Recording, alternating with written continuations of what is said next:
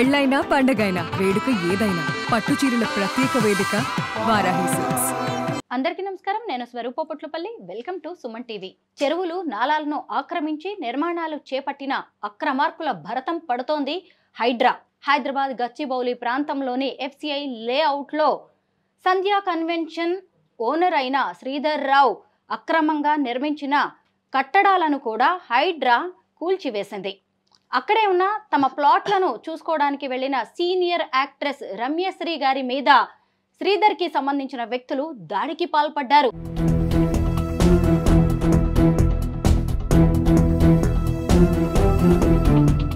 వేలాది రూపాయల విలువైన భూములను ఆయన కబ్జా చేయాలని ప్రయత్నిస్తున్నారని రమ్యశ్రీ గారు ఆరోపిస్తూ ఉన్నారు. సెలబ్రిటీలమైన తమ పరిస్థితే ఇలా ఉంటే సామాన్యుల సంగతి ఏంటని ప్రశ్నిస్తున్నారు. ఆ రోజు ఏం జరిగింది, తెర వెనుక ఏం జరుగుతుందో రమ్యశ్రీ గారిని అడిగి తెలుసుకుందాం. నమస్తే రమ్యశ్రీ గారు. నమస్తే అండి. మీరు గచ్చిబౌలిలోని FCI లేఅవుట్కి ఆ రోజు ఎందుకు వెళ్ళారు? ఆ రోజు ఇంకా ఏం జరిగింది? అక్కడ ఎందుకు వెళ్ళానంటే నాది ప్లాట్ ఉంది, అందులో 144 ప్లాటు. దాని హైడ్రా వాళ్ళు ఏమిటంటే ఇంతకుముందు ఆల్రెడీ హైడ్రా వాళ్ళకి మనము కంప్లైంట్ ఇవ్వడం జరిగింది. అంటే కంప్లైంట్ అంటే ఏమీ లేదు, హైడ్రా డ్యూటీ మనం ప్లాట్ ఇప్పించడం కాదు హైడ్రా రెస్పాన్సిబిలిటీ.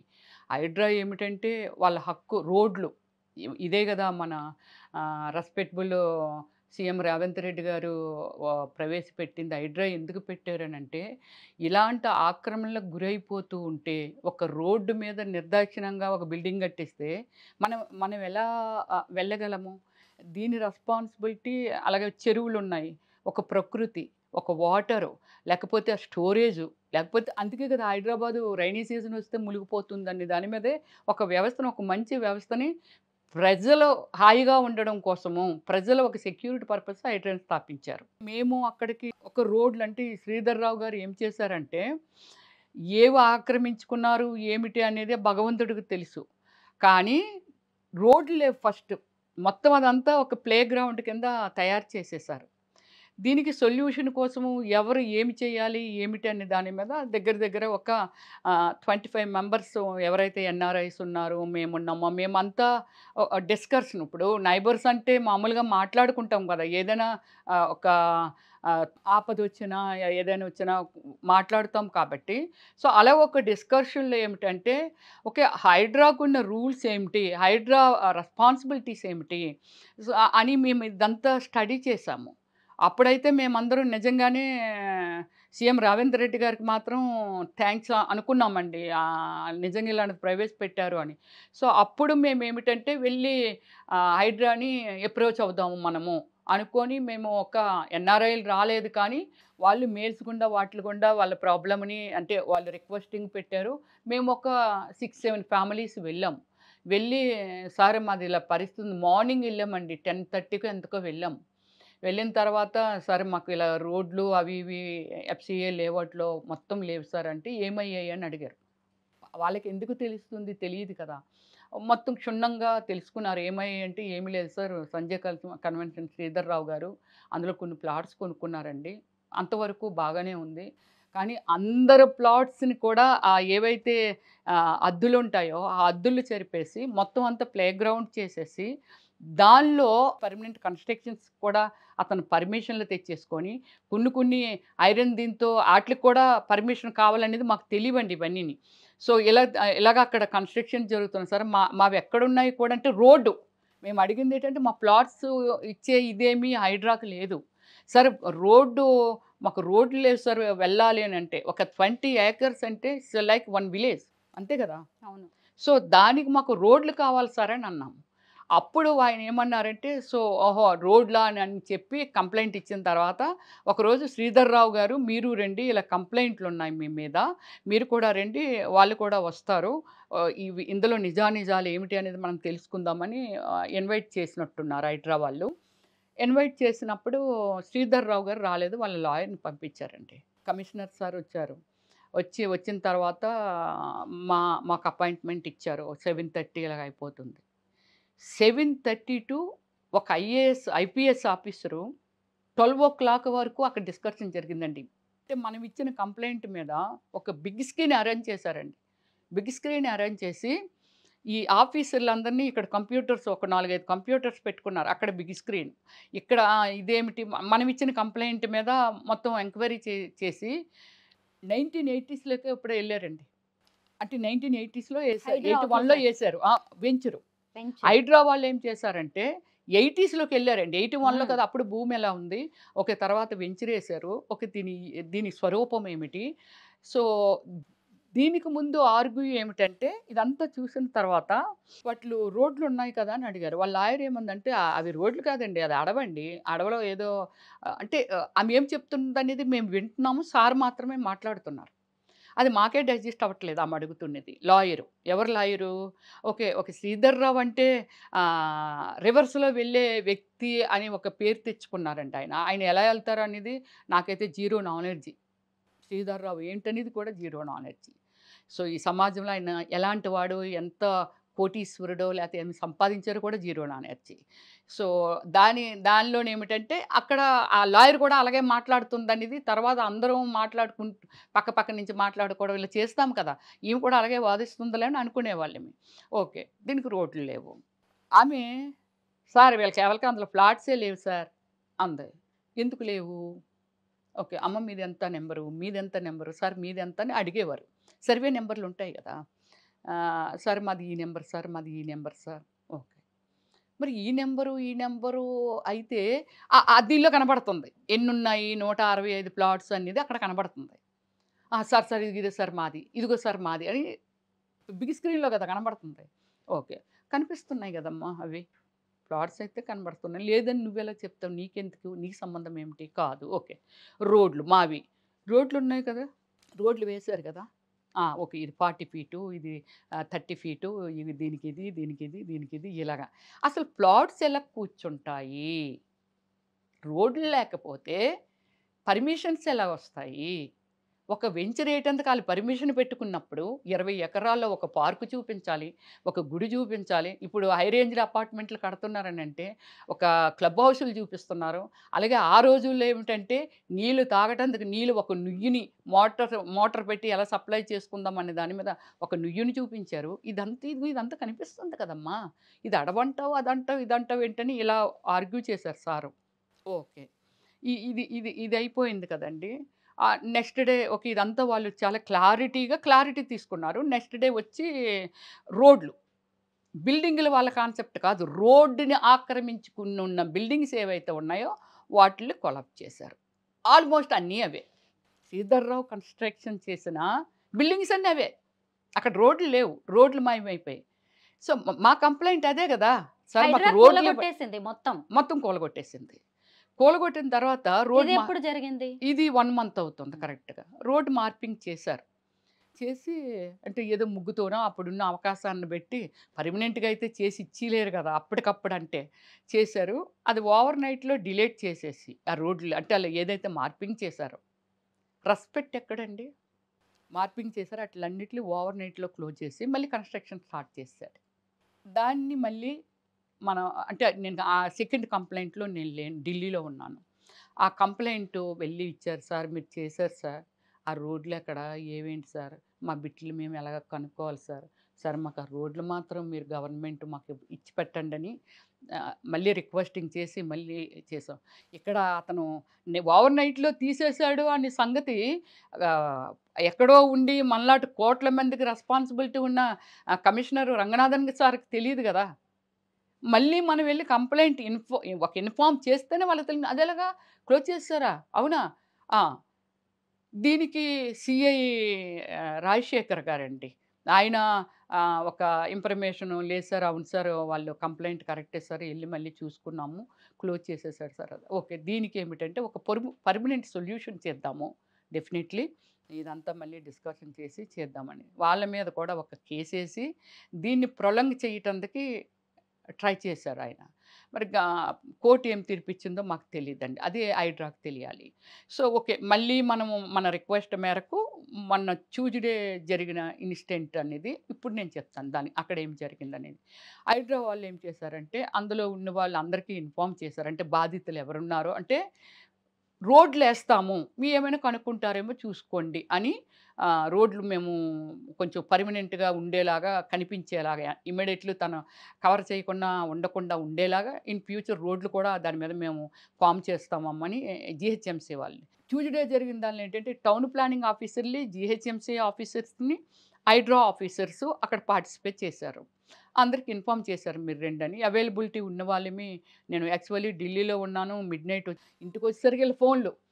ఎప్పుడు వస్తున్నారు? మేము వచ్చేసాము. రండి 10:00 మీరు వచ్చేయాలంటే 11కో, 11:15కో వెళ్ళాను. అక్కడ స్టార్ట్ అయింది ఏమిటంటే మేమందరిమి ఒక ఇల్లీగల్ కన్‌స్ట్రక్షన్ అక్కడ ఒకటి జరుగుతుంది. జరుగుతున్నప్పుడు ఏమిటంటే అక్కడ హైడ్రా వాళ్ళు వీళ్ళు ఇదేంటి ఇది కట్టేస్తున్నాడేంటి మొన్న లేదే, ఇది ఎలా కడుతున్నారు అనుకోని హైడ్రా టీమ్ ఒక 25 మెంబర్స్, 30 మెంబర్స్ ఉన్నారు. వీళ్ళందరూ ఉన్నారు. నేను ఇలా నిల్చున్నాను. ఖుషి అని అతనికేదో శ్రీధర్ రావు అందులో అన్యాయం చేశాడటండి. అది మాది మ్యాటర్ కాకపోయినా బట్ ప్రాబ్లము కోర్టులో వేసాడు. ఇవన్నీ శ్రీధర్ రావు గారిని 2 నెలలు 3 నెలలు తిహార్ జైల్లోనో మరి ఎక్కడో అది నాకు క్లారిటీ లేదు పెట్టారు. ఇదంతా ఏదో గొడవ జరుగుతుంది. ఆయనేమో ఇక్కడ నిల్చున్నాడండి. ప్రశాంత్ ఏమో అలాగే ఫోన్ ఏదో మాట్లాడుతున్నారు. సిఐ గారు, హైడ్రా సిఐ గారు అక్కడ మాట్లాడుతున్నారు. వీళ్ళంతా ఇక్కడ ఇలా కట్టుకొని ఉన్నారు. ఒక పర్సను మేము ఇలా కదండి ఉన్నాము. అది ఆర్చ్ అనమాట. రోడ్ మీరున్న దగ్గర నుంచి రోడ్డు ఉంది. మేము ఇక్కడ ఇలా నిల్చున్నాం. నేను ఇక్కడ ఉన్నాను. ఒక పర్సన్ మామూలుగా ఇలా మామూలుగా అటు ఇటు చూస్తుంటాం కదా. ఒక పర్సన్ వస్తున్న కారు అలా తిరగట్లేదు, ఇలా వచ్చేస్తుంది. ఎప్పుడైతే వస్తుందో అదేంటి అని వెనక్కి వెళ్ళిపోయాం. వెళ్ళిపోతుంటే మట్టించేటందుకు వచ్చాడు. అప్పుడు వీళ్ళందరూ పరిగెట్టెళ్ళి ఎవరు చంపేయాలి అంటారా, నువ్వు మీదకి వచ్చేస్తున్నావని పట్టుకొని బయటికి లాగారు ఆయన్ని.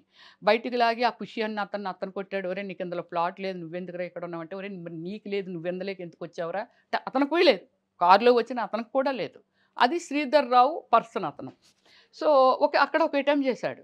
చేసిన తర్వాత హైదరాబాద్ ఏదో మాట్లాడారు, అతన్ని పంపించేశారు, ఇతన్ని పంపించేశారు. బయటికి వెళ్ళిన తర్వాత నా కారు ఫోటోలు తీసుకున్నారండి, నెంబరు ఇదంతా. అంటే మాకు ఈవినింగ్ వరకు మాకు తెలియలేదు. మా డ్రైవర్ ఏమో మాకు ఫోన్ చేసి చెప్పలేదు. ఈవినింగ్ దాకా ఈ సిచ్యువేషన్ నాకు తెలియదు. కారు ఫోటోలు అయ్యి వాడు తీసుకున్నాడంట. బయటికి వెళ్ళి ఆ కారులో వెళ్ళి ఆగి కారు ఫోటోలు అయ్యి తీసాడంట. ఓకే, అయిపోయింది కదా, అది అక్కడ అయిపోయింది. నేను మార్నింగ్ నుంచి ఏం చేస్తున్నానంటే హైడ్రాలో ఒక ఆఫీసరు లాస్ట్ టైం కూడా వచ్చామండి, ఎన్నిసార్లు వస్తాము, చూడండి ఆ మార్పింగ్ అది చేస్తున్నాము, ఇంతకు ముందులాగా చేయకండి సార్ అని నేను. లేదు ఇంతకు ముందులా చేయట్లేదు, అది పెయింట్తో వేసి దాని మీద స్ప్రే అది కొడుతున్నాం, ఎవరు చెరపలేరు. ఇది నేను ఫొటోస్ తీయటము, వీడియోస్ తీయటము, అంటే మార్పింగ్ ఇక్కడ లొకేషన్ ఉంది, ఇక్కడ మార్పింగ్ పెట్టారు, మళ్ళీ ఇంతకు ముందులాగా జరగకూడదు అనే ఒక సిచ్యువేషన్తో 2 వరకు ఎక్కడ పడితే అక్కడ నేను ఆ వీడియోసు అదంతా నేను తీస్తున్నాను, ఫొటోస్ అవన్నీ. అక్కడ లొకేషన్‌లో ఎవరుండాలి? హైడ్రా మనుషులు మేము చూసాం. హైడ్రా మనుషులు ఎవరినైతే పిలిచారో వాళ్ళు సైట్ ఓనర్స్. శ్రీధర్ రావు గారిని కూడా పిలిచారు. మీరు కూడా రండి, మీకు కూడా రెస్పాన్సిబిలిటీ ఉంది, రండి అంటే మీకు ఏదైనా అభ్యంతరం అయితే చెప్పడమో వాటెవర్ ఇంకోటో ఏదో ఉంటుంది కదా, రండి అంటే ఆయన రాలేదు. సరే ఎవరిని పంపించారనేది కూడా తెలీదు. అక్కడ ఒక 70 మెంబర్స్ వరకు అనుమానాతంగా అక్కడ ఒక నలుగురు, ఇక్కడ ఒక ముగ్గురు, అక్కడ ఒక ఇది బాడీ బిల్డర్‌లాగా మాస్క్‌లు ఎట్టేసుకోవడం, ఇయన్నీ అక్కడ తిరుగుతున్నారు. అంటే అక్కడ డిపార్ట్‌మెంటు ఎక్కడ ఫెయిల్యూరు అనంటే ముగ్గురు వచ్చారు. అందులో నాకైతే ఇద్దరు స్టార్టింగ్‌లో కనిపించారు కానీ ఎక్కడా కనపడలే. ఒక్క పర్సన్ మాత్రం మా ఎనకాతల అలా తిరుగుతూ ఉండేవాడు. తిరుగుతూ ఉన్నప్పుడు నేను చెప్తుండేదాన్ని, చూడండి వాళ్ళెవరో, వాళ్ళు అడగండి, మీరు ఎళ్ళండి అడగండి అని. నాకు భయం, అప్పటి నుంచి భయం. సో అడగండి అని అడిగితే మీరు అవుటర్స్ వెళ్ళిపోండి, బయటికెళ్తారా ఎళ్ళరా అంటే ఇప్పుడు ఈయన ఇక్కడ ఉన్నాడండి. 20 ఎకరాల దీనిలో ఎక్కడికెళ్తే కనిపిస్తాడు? ఇలాగ వెళ్ళాడు దెబ్బలాడు కానీ మళ్ళీ ఇటు నుంచి వచ్చేవాడు. అలాగే అందరూ అలా కనిపిస్తూ ఉండేవాళ్ళు. సో ఓకే, ఇది నడిసింది. 2 వరకు నేను వీడియోలు చేస్తున్నాను. 2కి నేను ఒక వీడియో తీశానండి, సెల్ఫీ వీడియో. చూసారు కదా ఇక్కడ, ఎందుకంటే మనము సెలబ్రిటీస్ అంటే అది యాంకరా లేకపోతే ఇంకోట ఒక ఇది ఉంటుంది కదా. సో నేనేమిటంటే చూసారు కదా ఎలా జరుగుతుందో చూడండి, అక్కడ మార్పింగ్ ఇక్కడ పర్మనెంట్గా కట్టేయాలని ఎంత ఆల్రెడీ వర్క్ నడుస్తుందండి, రోడ్ ఎక్కడ వరకు ఇది ఇచ్చారో చూసారు కదండి అని ఇది చూపిస్తూ అలాగే ఒక ఇది చేశాను, వీడియో చేశాను. ఇది ఫస్ట్ నుంచి అందరూ ఉన్నారు. ఒక పర్సన్ ఏమిటంటే, నేను ఇక్కడ సైట్లు ఉన్నాయి. సైట్‌లో మాది ఎలాగుందో ఒక బిట్ అలాగే ఒక బిట్టు ఆళ్ళ చిన్నాన్నగారో, పెదనాన్నగారో ఆ బ్రదర్ ఆళ్ళ అబ్బాయినని వాళ్ళతో చెప్తే కొందరు నాతో చెప్పారు. అతను కాదండి మాకాళ్ళందరూ తెలుసు. అతను శ్రీధర్‌రావు మనిషే ఇలా ఫాలో అప్ చేస్తున్నాడు కదా! అనేసంటే మేమేమనుకున్నామంటే శ్రీధర్‌రావు గారిని కూడా రమ్మన్నారు కదా!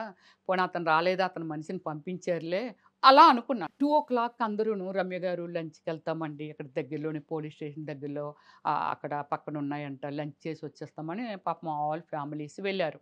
2 వరకు నేను ఆ వీడియో చేసి ఇంకా అదంతా మెజర్సు ఏమిటి ఇది హడావుడిగా ఉందా ఆళ్ళు ఎటు వెళ్ళిపోయారు, ఎవరు ఎటు వెళ్ళిపోయారు. ఇక్కడ మెజర్ చేస్తున్నోళ్ళు చేస్తున్నారు. వాళ్ళ పక్కన ఇంత కోస్తా వేట్లో మన మెయిన్ రోడ్ ఉందండి. Gachibowli main road. మెయిన్ రోడ్‌లోకి మనం వచ్చాము.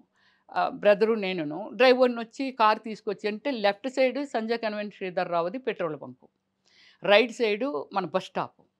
ఎదురుగుండా అవతల రోడ్‌లో ఎదురుగుండా పోలీస్ స్టేషను. మేము వెళ్తున్నాము. నడుచుకుంటూ బ్రదరు రాకేష్ అక్కడ నడుస్తున్నాడు. నేను వెనకాల మామూలుగా ఇద్దరం ఫోన్‌లు పట్టుకొని అప్పటిదాకా మాట్లాడుతున్నాం కదా! పట్టుకొని వెళ్తున్నాం. బైక్స్ మీద క్రౌడ్ వెళ్ళిపోతుంది. ఆ పర్సన్‌ని లక్కీగా అది గాని జరిగుండకపోతే ఆ రోజు ఆఫ్టర్‌నూన్ మేము చనిపోయేవాళ్ళమండి. మార్నింగ్ ఇన్సిడెంట్ జరిగుండకపోతే ఆ స్పాట్‌లో మేము చచ్చిపోయేవాళ్ళమే. మీరు మీ తమ్ముడు. తమ్ముడు. ఉదయం లాగి బయటికి లాగి కారు యాక్సిడెంట్ చేయబోయాడు చూసారా? అతను బండి పట్టుకున్నాడు. బ్రదరు వాళ్ళని దాటిపోయాడు. అంటే అలా ఆడేం అబ్జర్వ్ చేయలేదు వెళ్ళిపోతున్నాడు. సో, నాది కొంచెం సెక్యూరిటీ మన ఆలోచన సెలబ్రిటీస్ ఇలాగా చూస్తుంటాం కదా! దీనిలో వెనకాతల ఒకతను ఎంత కత్తండి గుడ్డ చుట్టేసి పిడి కనబడుతుంది. గుడ్డ చుట్టేసి వాడు ఇలా పట్టుకుంటే ఇతను ముందు ఎలాగన్నాడు. ఇతను అనేది నాకు తెలిసిపోయింది కదా! ప్రశాంతు పరిగెట్టు, పరిగెట్టు, పరిగెట్టు అని అంటే ఆడు పరిగెడుతున్నాడు. వాడికి ఏదో సిచ్యువేషన్ అర్థమై పరిగెడుతున్నాడు. నేనేం చేశాను ఈ బండిని ఈడు ఆపాడు. ఈడు దిగాలనుకున్న టైంలో తోసేసాను. కిందకు తోసేటప్పుడు కత్తితో పాటు కింద పడింది. కత్తి కొంచెం పడిపోయింది. అది వాడే మళ్ళీ తీసుకున్నాడా లేతే 2 బళ్ళొచ్చి ఈడు ఎప్పుడైతే నేను తోసానో సడెన్‌గా ఆగిపోయాయి. మొత్తం బళ్ళు, కార్లు అవి ఇవి ఆగాయి. కొందరు వెళ్ళిపోతున్నారు. కొన్ని ఆగిపోయాయి. నేను ఇలా దీనిలోనే అరుస్తున్నాను. మా బ్రదర్ ముందెళ్ళోడు. నేను ఉండిపోయానని మళ్ళీ వెనక్కి పరిగెట్టొచ్చాడు. నేను ఏమండి మీరు కాపాడండి. మీరందరూ ఎడ్యుకేటెడ్స్ అండి. మీకు తెలుసు కదండీ. సో, ఇక్కడ చూడండి ఎంత దారుణం నరికేటంత కత్తులు తెచ్చారండి. ప్లీజ్ అండి అని అందరికీ దండం పెడుతున్నాను. ఎవ్వరు బళ్ళు దిగలేదు. ఎవ్వరు ఆగలేదండి. చాలామంది వెళ్ళిపోతుండేవాళ్ళు ఉంటారు. ఒక ఇద్దరు మాత్రం ఆ డాష్ ఇచ్చి ఆగడం వల్ల వాళ్ళకి హెల్మెట్స్ ఉన్నాయండి. వాళ్ళు మాత్రము ఆ కత్తిని తీసుకుంటే ఆళ్ళ దగ్గర నుంచి లాక్కొని పారిపోయాడా? లేకపోతే ఇంకోటయ్యాడో. ఇమ్మీడియేట్‌గా బండి అక్కడ పడసేసండి. ఈ వైట్ షర్ట్ ఏసుకున్నోడు అంటే మార్నింగ్ అటెంప్ట్ చేసిన వాడొచ్చి బ్రదర్ ఎదురుగా వచ్చేసాడు కదా! పరిగెట్టెళ్ళోడు వచ్చాడు కదా! వెంటనే అతను పీక నొక్కేసి చెయ్యి పట్టుకొని ఇలా నొక్కిస్తుంటే వీడి కళ్ళు తేలేసేస్తున్నాడు. వీళ్ళిద్దరండి నిజంగా వాళ్ళు ఎవరు అనేది నాకు తెలియదు గానీ, వాళ్ళకి నిజంగానే రుణపడి ఉంటాం మేము. నేను ఒక పక్క పీకుతున్నాను, ఫైట్ చేస్తున్నాను. తర్వాత వీళ్ళిద్దరూ ఆళ్ళ చెయ్యి లోపల పెట్టి ఇలాగా ఆ చేతిని ఇలా లాగుతున్నప్పుడు పైనుంచి మా సైట్‌లో నుంచి ఒక 6, 7 పరిగెట్టుకుంటూ ఒకడి చేతిలో ఇంత బ్యాట్ ఉందండి. ఆ బ్యాట్ ఉన్న వ్యక్తి 12 నుంచి ఎక్కడి నుంచో షూట్ చేస్తున్న దానిలో తను ఎక్కడో లాంగ్‌లో అలాగా నాకు కనబడుతుండేవాడు. మనిషిని చూసాను నేను. ఉన్నవాళ్ళైతే నాకు ఈ టెన్షన్‌లో మనకి ఏం తెలుస్తుంటది, ఏం కనబడతదండి. సో, వాళ్ళు పరిగెట్టుకుంటూ వచ్చి ఇంకా ఇక్కడ ఫైట్ చేస్తున్నారు. వీడు ఆ బ్యాట్ తీసి ఇలాగేసేటప్పుడు కొందరొచ్చి ఇది నొక్కి అంటే నన్ను పట్టేసుకొని ఇదంతా మొత్తం షర్టేసుకున్నానండి. ఆ రోజు ఫ్లైట్‌లో కొంచెం కంఫర్ట్ ఉంటదని షర్టేసాను. మీకు వీడియోస్‌లో మీకు కనబడి ఉంటది. షర్టేసుకున్నాను. మొత్తం షర్ట్ అంతా మొత్తం అంతా పైకి లేచిపోయిందండి. మొత్తం పైకి లేచిపోయింది. నేను ఒక సిస్టమేటిక్ సినిమా స్క్రీన్ మీద ఒక డైరెక్టర్‌కి ఏమి కావాలనేది ఇచ్చానేమో కానీ, నా లైఫ్‌కి నేను ఏదైతే చేసుకున్నానో ఒక సినిమా ఫీల్డ్‌ని, దాన్ని రెస్పెక్ట్ చేస్తూ నేను ఏవైనా పనులు చేశానేమో కానీ, బరి తెగించి నేను ఏ రోజు నా క్యారెక్టర్ పరంగా గానీ, లేకపోతే ఇంకో పరంగా గానీ, ఈ సమాజానికి ఎప్పుడైనా హార్మ్ చేయటం గానీ, నా లైఫ్‌లో నేను పుట్టిన తర్వాత నా పేరెంట్స్ నాకు ఒక జన్మనిచ్చిన తర్వాత, ఇప్పటి వరకు ఎలాంటి యాక్టివిటీస్ చేయలేదండి నేను. కొన్ని లక్షల మందికి సోషల్ సర్వీస్ చేశానండి. నాకు జాతీయ మదర్ తెరీసా అవార్డు వచ్చిందండి. ఒక డాక్టరేట్ నేషనల్ డీమ్డ్ యూనివర్సిటీ నుంచి, అమెరికా కాలిఫోర్నియా నుంచి నాకు ఒక డాక్టరేట్ ఇచ్చారండి. నేను ఒక జాతీయ అవార్డుని గెలుచుకున్నానండి యాక్టర్‌గా. ఒక డైరెక్టర్‌గా 'ఓమల్లి' సినిమా తీసి, ఒక డైరెక్టర్‌గా, బెస్ట్ యాక్టర్‌గా ఒక నంది అవార్డులు తెచ్చుకున్నానండి. బయటనేది రమ్యశ్రీ అంటే ఎవరు అనేది చాలా మందికి తెలీదండి. That is my human being. అంటే అలా ఉంటాను నేను. సమాజాన్ని రెస్పెక్ట్ చేస్తానండి నేను. నాకది నేర్పారు నా తల్లిదండ్రులు. సో, ఇది ఇది ఒక పాయింటు. ఓకే. అది అయిపోయింది. దాన్ని వెంటనే అందరూ వెళ్ళిపోతున్నారు. మేమిద్దరమే మళ్ళీ అక్కడ మిగిలిపోయాం మా డ్రైవరు. నా ఫోన్‌ని ఆ వైట్ షర్ట్ ఏసుకున్నోడు వాళ్ళ టార్గెట్ ఏంటంటే నా ఫోన్ లాగేయాలి. మనల్ని ఏసేయాలి, ఫోన్ లాగేయాలి. ఫోన్‌ని చేతిలో నుంచి లాగేసుకున్నారండి. బండి మీద ఒకతను చూసి మళ్ళీ నేను, "ఏవండీ హైడ్రా వాళ్ళెక్కడున్నారు? పోలీసులెక్కడున్నారు?" పెద్ద పెద్ద అరుపులు అరుస్తూ, స్పీడ్‌గా పరిగెడుతూ మనం వెళ్తుంటే మళ్ళీ వాళ్ళేమైనా వచ్చి పొడిసేస్తారేమో అని పరిగెట్టుకుంటూ ఎళ్తే ఎదురుగానే పోలీస్ స్టేషన్ ఉంది. పోలీస్ స్టేషన్‌కెళ్ళినందుకు భయపడ్డాం రోడ్డు.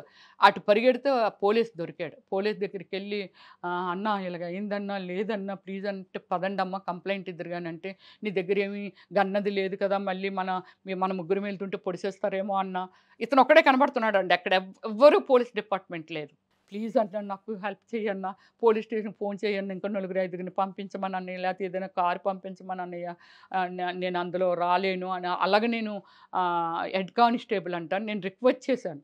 నేను మళ్ళీ అక్కడ పోలీస్ స్టేషన్‌కి ఫోన్ చేపించాను. ఎవరినైనా పంపించండి, ఎవరినైనా ఇవ్వండి కారు అని. వస్తది, వస్తది అన్నారండి. రాలేదు.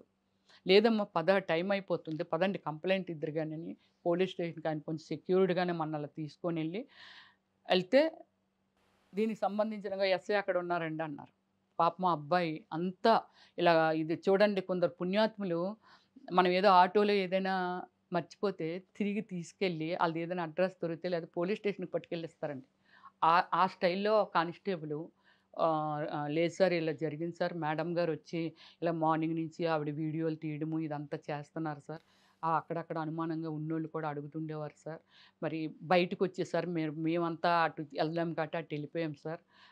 ఈలోగా ఇది రోడ్డు మీదే జరిగిందంట సార్" అనేసి చెప్పాడు. "ఎళ్లి కంప్లెయింట్ ఇవ్వండి." అంత రెక్లెస్‌గా చెప్పారండి వాళ్ళు.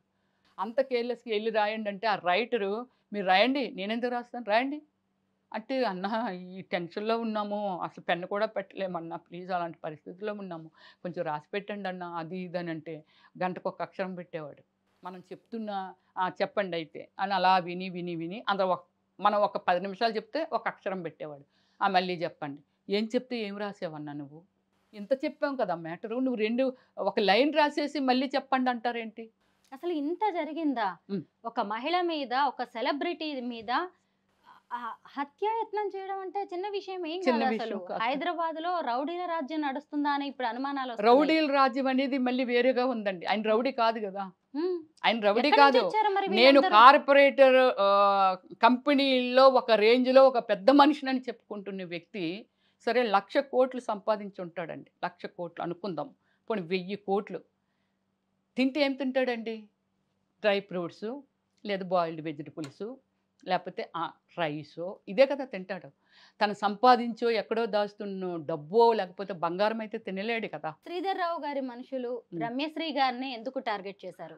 ఎందుకు టార్గెట్ చేశారనేది నాది కూడా ఒక క్వెషన్ మార్కు. మీది ఏదైతే మీరు క్వెషన్ వేస్తున్నారో, నాది కూడా లోపల అదే క్వెషన్ మార్కు. నేను కూడా అదే అంటున్నాను.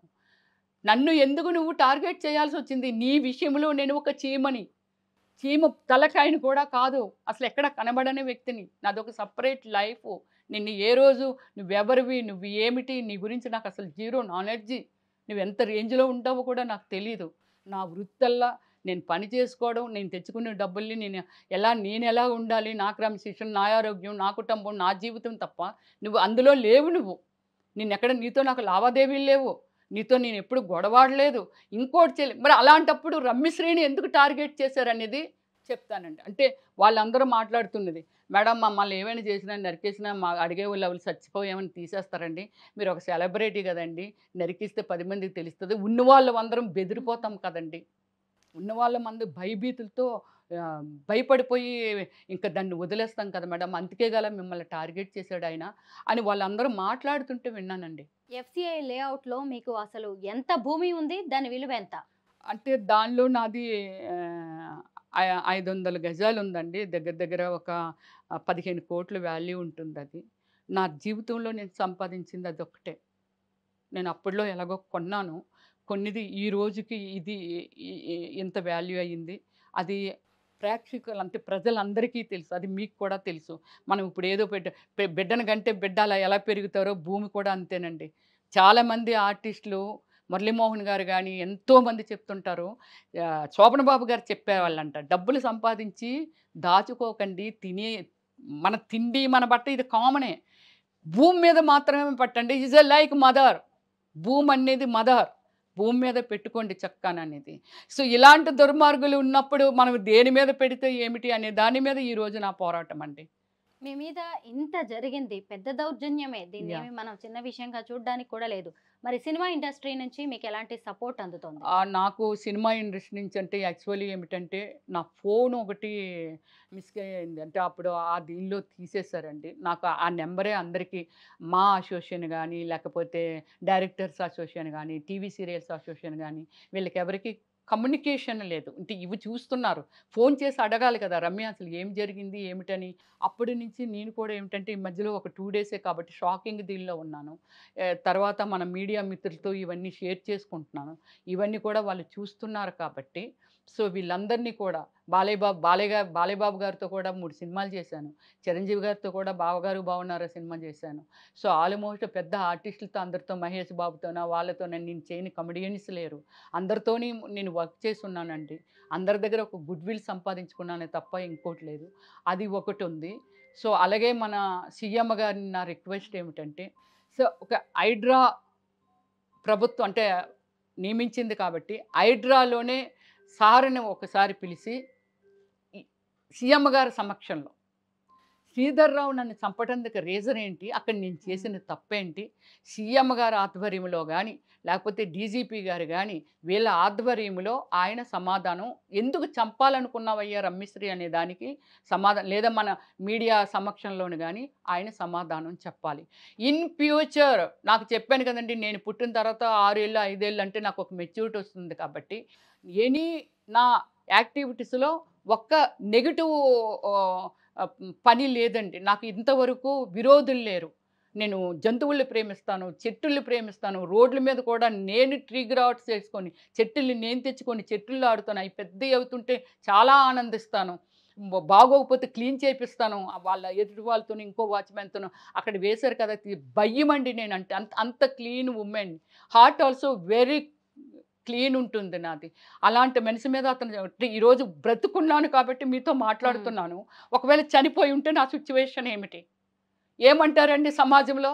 ఏదో చేసి ఉంటది. ఆ శ్రీధర్‌రావు గారు ఆ రోడ్డు మీద వెళ్తూ నరికేశాడు. ఏదో చేసి ఉంటది. దీనికి ఈరోజు నేను బ్రతుకున్నాను కాబట్టి ఈరోజు ప్రజల దగ్గర నేను ఏమిటి అనేది చెప్పుకోగలుగుతున్నాను. లేకపోతే నా ఒక తప్పుడు సంకేతాలు వెళ్తాయి కదా!